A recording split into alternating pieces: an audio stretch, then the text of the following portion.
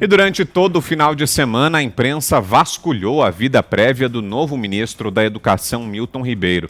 Descobriram e se escandalizaram com o fato de que o pastor e professor universitário escolhido pelo presidente Jair Bolsonaro já defendeu educar crianças pela dor. Aspas para o novo ministro. A correção é necessária para a cura, não vai ser obtido por meios justos e métodos suaves.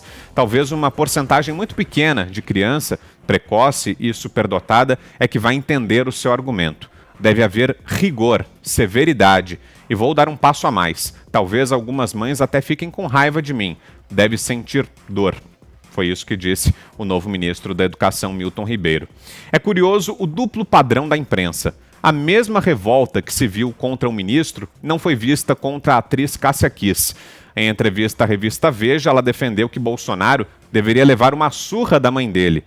Para ela, o comportamento do presidente, de um homem infantil que não amadureceu, piora a situação. Abro aspas. Os absurdos que ele diz são coisas de criança, de homem mimado. O Bolsonaro tinha que levar uma surra de cinto da mãe dele.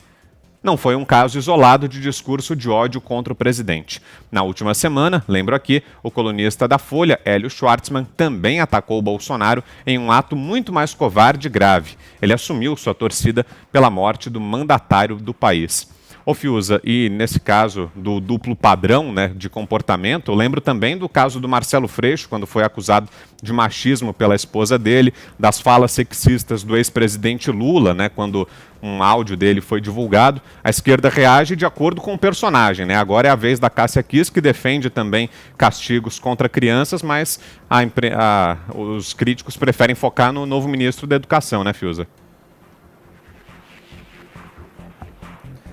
Ô, Vitor, olha, eu não vou nem entrar nesse jogo de patrulhamentos aí, sabe? Eu acho que, eu não sei, cada um sabe o que diz, cada um sabe de si. Eu realmente não estou interessado assim, não, nesse jogo de patrulhamentos, de vasculhar. Eu acho que no caso do ministro, sim, eu não sei o que ele quis dizer com isso, né? Então, deixo aqui minhas reticências. Não sei o que ele quis dizer ali sobre dor. Talvez alguns de nós aí na nossa bancada saiba melhor, sei o que ele quis dizer, então não vou comentar. Sobre os outros, né, quer dizer, eu não costumo seguir essa linha, não. Eu acho que a gente está numa cultura terrível de julgamentos, né? A ordem é recriminar. Você ganha, você passa a ser virtuoso se você aponta o dedo para alguém e mostra algum absurdo falado por alguém.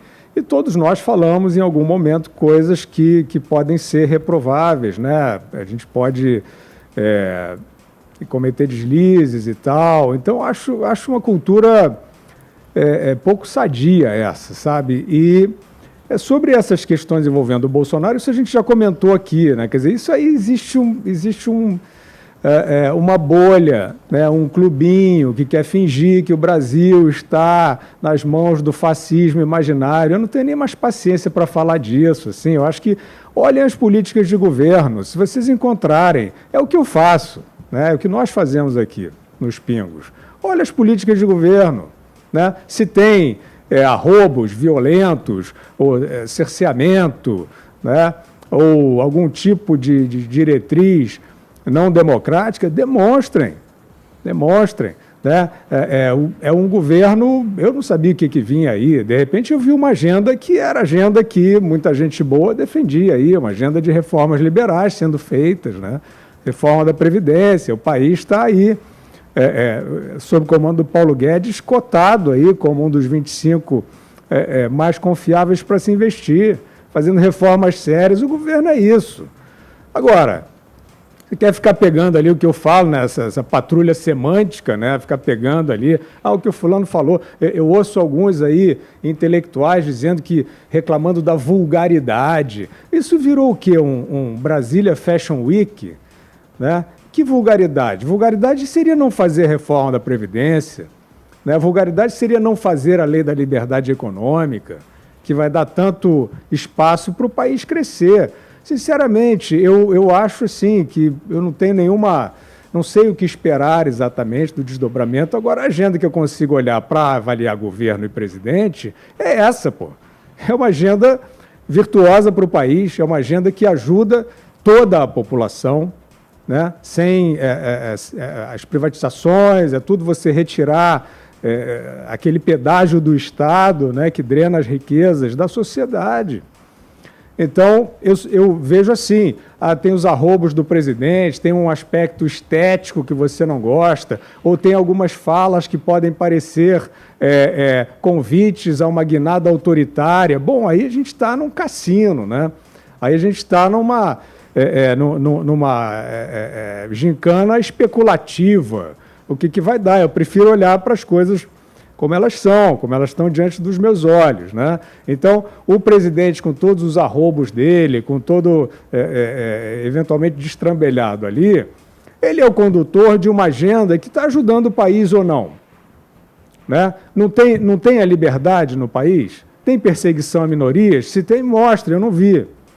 Né? Não tem uma agenda que arruma a casa e salva o país do colapso com as reformas como a da Previdência, que é dificílimo de fazer e foi feita. Eu estou falando, estou sendo muito sincero aqui, é isso que eu olho, são os parâmetros que eu tenho. É para avaliar governo e presidente. A estética não me interessa. Se é o cara do churrasco, se eu gostaria de bater papo com ele, isso não é problema meu. Então a gente viu que nesse aspecto da pessoa do presidente...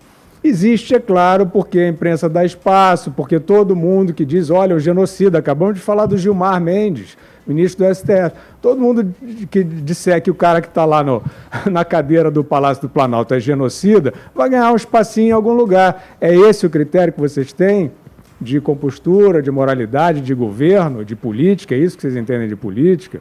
Não é muito o que eu vejo. Agora, em relação à educação, de fato, eu não sei o que o ministro quis dizer com isso. Diga aí, Augusto. Bom, eu também espero pelas ações do ministro para saber o que é que ele vai fazer. É isso que me interessa. Então, eu não vou me fixar em declarações agora, me basear em declarações. Mas eu aqui só discordando amorosamente do meu querido irmão Guilherme, eu só digo o seguinte, eu gosto de pegar esses caras aí para dar uma enquadrada, Guilherme, pelo seguinte: quem é o cara que é puxa-saco do Lula, sabujo do Lula, e aí tá cheio de granfino, professor e tal, e que vai tratar o Lula como um cara que não é vulgar? Olha de onde viemos. Admitamos aí as vulgaridades do Bolsonaro, olha de onde viemos. Você tirando aí a mesóclise do nosso querido Michel Temer, você tem um exterminador do plural e uma mulher que não falava coisa com coisa. Eu acho que o Bolsonaro encerrou essa questão na medida em que ele disse que se os três fizessem o exame do Enem, qual tiraria a melhor nota? A Dilma, o Lula ou ele? Começa por aí. Esses hábitos vulgares, o brasileiro é assim. É assim, o brasileiro não é uma turma que anda de blazer, summer, tá? Não se veste como, não usa o figurino do 007. Não, brasileiro é isso aí. Brasileiro é isso aí. O Lula foi o mais vulgar dos políticos que eu conheci. A Dilma foi a maior besta quadrada que eu já vi ocupando um cargo importante. Ela é incompreensível. Então, por aí, não dá. Agora, me vem um suposto intelectual escrevendo um artigozinho para brilhar na Vila Madalena e depois entra numa história de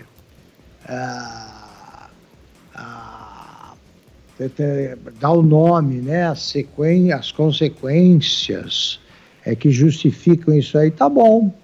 Nesse caso, se o Lula fica doente, você tem que torcer para o Lula morrer, porque serão menores, serão em menor número os analfabetos do mundo. Se você torce para Dilma Rousseff doente, morrer, você também tem o consequencialismo. Ali você chega dizendo, menos pessoas vão falar bobagem ou vão querer estocar vento como essa aí. Agora você tem figuras jurídicas Porque eu não tenho essa frescura também, que para mim é coisa é frescura, essa é a palavra. Eu digo, não, porque a morte não é possível ser contra qualquer tipo de morte. Meu Deus do céu, existe uma figura jurídica, para quem não sabe, em direito chamado estado de necessidade, em que, diferentemente da legítima defesa, onde há crime, mas não há culpa, e, portanto, não há pena, no estado de necessidade não há crime. Não há crime. Exemplo clássico para o estado de necessidade, para quem estudou direito mal e pouco tempo como eu. 2 pessoas caem no mar, 2 náufragos, há uma boia só. Se um deles mata o concorrente para ficar com a boia, ele não é nem julgado, não existe o crime. Por quê? Porque é a prevalência do instinto de sobrevivência, prevalece sobre tudo. Então, eu vejo isso com naturalidade. Agora, você querer que uma pessoa morra achando que com isso você vai evitar um genocídio, que não é genocídio, mas você vai impedir que pessoas morram, porque quem segue o exemplo do presidente da República não usa máscara e morre de Covid, e esse cara é filósofo, mas é filósofo de picadeiro. É filósofo para as negas dele ali, vai enganar outros. Tá? Tem um livro escrito aí em 2001 por esse cara que até hoje ele não entendeu. O livro deve ter vendido um exemplar para ele, ele está tentando decifrar o que escreveu. Esse cara vem, faz um título forte, porque imagina, esse cara é macho, né? Ele até torce para o presidente morrer. Como quem, para mim, né? Eu acho que quem torce, quem pede ajuda a um vírus chinês para matar alguém, é mais que covarde, é poltrão. Diga, Zé Maria. Olha, voltando aqui ao princípio da conversa, o ministro indicado, ele falava nesses vídeos aí como pastor, e pastor de uma igreja tradicional, a presbiteriana. Não é uma nova pentecostal, não é nada disso, é uma igreja tradicional. Mais do que falar sobre ensinamentos, quando ele diz com a dor de ser contrariado. Porque hoje nós estamos vivendo a experiência, né, que foi colocada lá atrás, de pais que criaram filhos que não foram contrariados, que não puderam ser contrariados. Os pais tiveram medo de educar. Então é isso que ele quis dizer. E que a contrariedade é uma dor. E é uma dor de passagem que o pai deve submeter aos filhos para evitar que o mundo o faça. É uma frase antiga que diz: educa seu filho, senão o mundo vai educar. E o mundo educa com a força muito maior. Além disso, ele falou do amor, e que foi muito criticado por isso, dizendo que é uma banalização das relações. É verdade, há uma banalização das relações. Mas eu acho que as pessoas têm o direito de banalizar as suas relações. Eu não faço, talvez você não faça, mas deixe quem quiser que faça.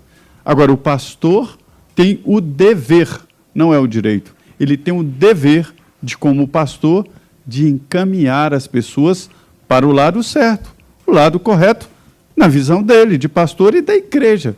Uma igreja é também um centro de formação religiosa.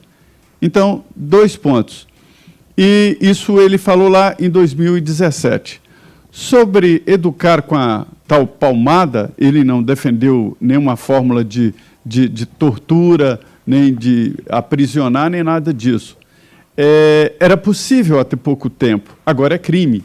Isso porque em 2014, com a presença muito forte da Xuxa Meneghel, foi apresentado o projeto no Congresso Nacional, da ex-presidente Dilma. O projeto foi aprovado, sancionado, mudança no ECA, no Estatuto da Criança e do Adolescente, e aí proibiu a palmada, e o pai é possível de punição se usar esse tipo de método como educação. Então, esta é a realidade. Ele falou isso em 2017. mas o projeto foi aprovado em 2014. Portanto, quando ele disse que o pai poderia usar uma reprimenda maior, já havia uma aprovação de lei. Isso não tem nada a ver com o exercício da função dele de ministro de Estado da Educação. Porque se ele quiser mudar isso, ele terá que apresentar um projeto no Congresso Nacional e lutar para aprovar, e todos nós sabemos como é difícil. Só para informação, o delegado Valdir, deputado do PSL, ex-líder do partido na Câmara dos Deputados, apresentou no ano passado um pedido de mudança do Estatuto da Criança e do Adolescente, e exatamente para tirar essa proibição da palmada. Então, ele, o deputado, apresentou um projeto, está lá, que pode ser votado no Congresso Nacional e pronto. É uma ideia, não é proibido, não é inconstitucional, não é antidemocrático. É um deputado federal, apresentou o projeto, está na Câmara dos Deputados. E incrível é que ninguém ouviu falar que o pastor Milton roubou, não houve nenhuma publicação de que ele participou de uma falcatrua, ninguém ouviu falar de que ele se uniu a políticos bandidos que roubam os cofres públicos e foram escrafunchar. E é isso mesmo, tem mesmo que escrafunchar. Eu sempre me lembro de uma história do André Putinelli, que depois foi governador do Mato Grosso. Ele era deputado federal, assumiu a relatoria da reforma da Previdência. No outro dia, a vida dele toda estampada nos jornais. Aí ele me disse assim, meu Deus, descobriram até que eu ganhei um prêmio, o Baiacu de Ouro, numa disputa que ele fez lá de pescaria, ganhou o prêmio. Até isso estava estampado nos jornais. Não vejo isso como uma coisa normal, anormal, é normal. Tem que se publicar mesmo tudo. Agora, depende do ângulo que você vê e como você vê. Pegar uma pregação de pastor e dizer que aquela pessoa vai fazer isso no ministério é, no mínimo, uma deselegância e uma desonestidade intelectual. O ministro não pode mudar a lei, quem muda a lei é o Congresso Nacional. Agora, sobre por que ele chegou no ministério?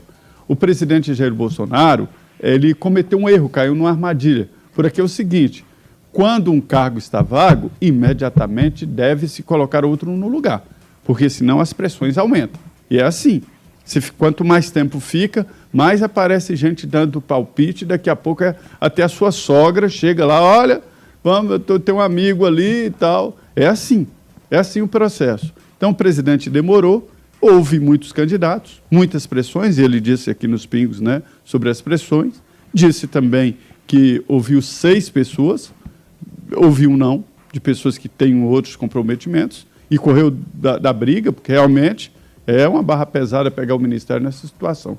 Então, assim, tirando esses comentários, resta assim, ele é um conservador, é uma pessoa que lida com a educação, doutor em educação, é um advogado com doutorado em educação. Então, agora é saber como ele vai domar esta máquina chamada Ministério da Educação. Este é o grande desafio, dominar internamente o Ministério da Educação e depois colocar em prática esses pensamentos dele, os quais o presidente Jair Bolsonaro gostou e o colocou nessa função. O presidente foi eleito para isso.